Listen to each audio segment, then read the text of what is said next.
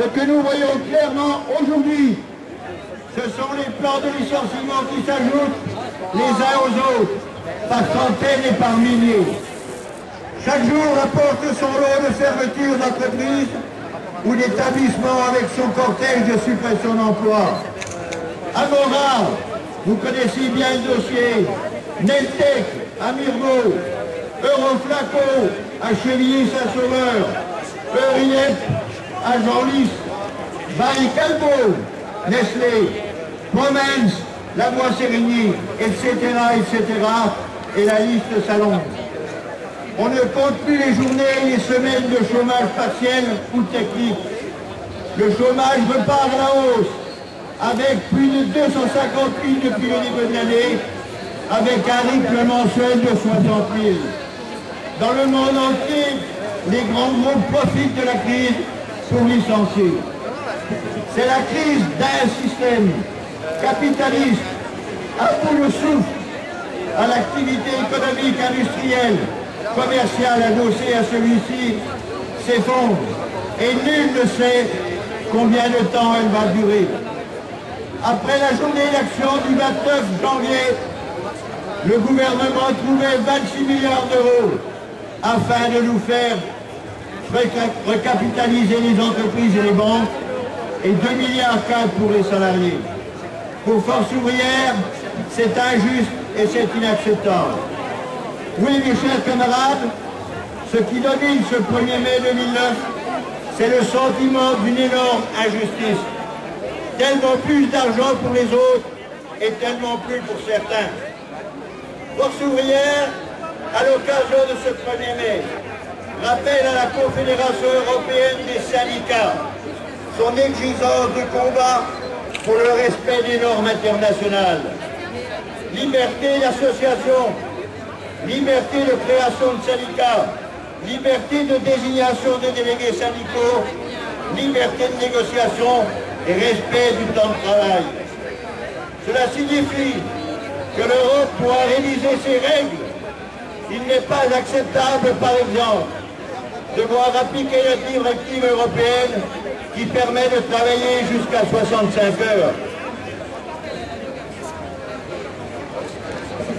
Alors, mes chers camarades, ce 1er mai 2009 n'est pas un 1er mai ordinaire, puisque nous diffusons dans l'unité d'action.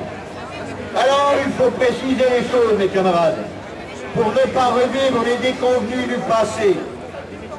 À Force ouvrière, l'unité d'action, c'est pour obtenir des revendications et c'est pour gagner, pas pour faire joli sur la photo. Dans l'unité d'action, chaque organisation syndicale conserve son analyse sur les revendications. À Force ouvrière, les revendications sont d'abord du pouvoir d'achat. Oui, bien sûr, il y a crise, mais il faudra obligatoirement, après cette crise, une plus juste et une différente répartition des richesses dans notre pays et dans le monde. Mais aujourd'hui, nous voulons du concret, à commencer par une hausse substantielle du SMIC de 15%, ce qui serait tout à fait justifié pour les salariés. Nous voulons aussi la révision des grilles salariales et les renégociations de la fonction publique. Alors le gouvernement pourra bouger. C'est le rôle du gouvernement de fixer le SMIC, mais c'est aussi à lui d'assurer le pouvoir d'achat de ses salariés et fonctionnaires. Force ouvrière réclame un moratoire sur les licenciements et demande au gouvernement d'imposer aux entreprises qui reçoivent des fonds publics les arrêts de licenciement, qu'elles négocient plus d'augmentation de salaire. On ne peut pas accepter de toucher l'argent de l'État pour financer les licenciements.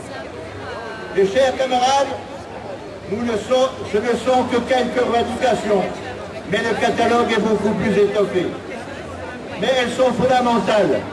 Relancer l'économie, ça passe par la relance du pouvoir d'achat.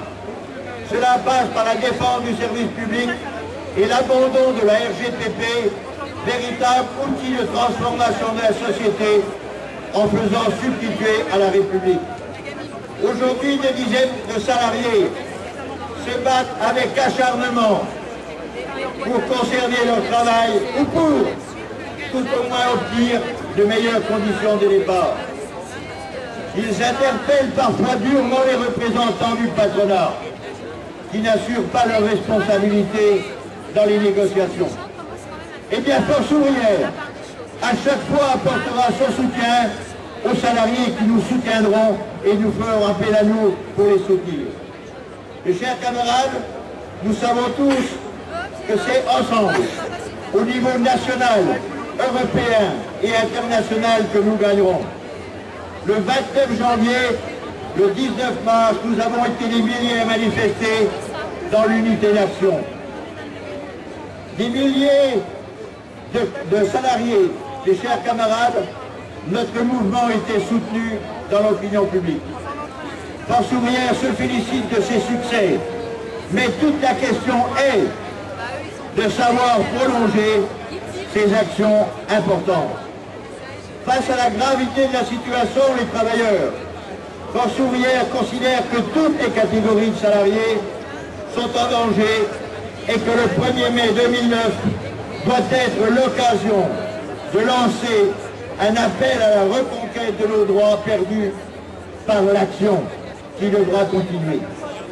Force ouvrière prendra ses responsabilités.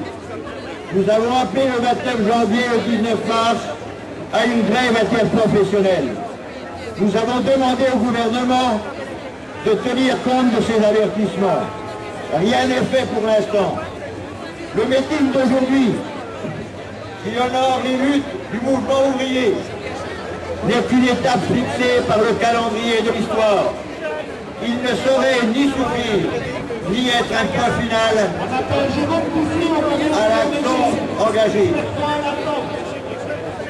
À Force ouvrière, on estime qu'un appel commun à une grande grève interprofessionnelle de 24 heures est la seule solution pour montrer notre détermination, faire reculer le gouvernement et aboutir nos revendications.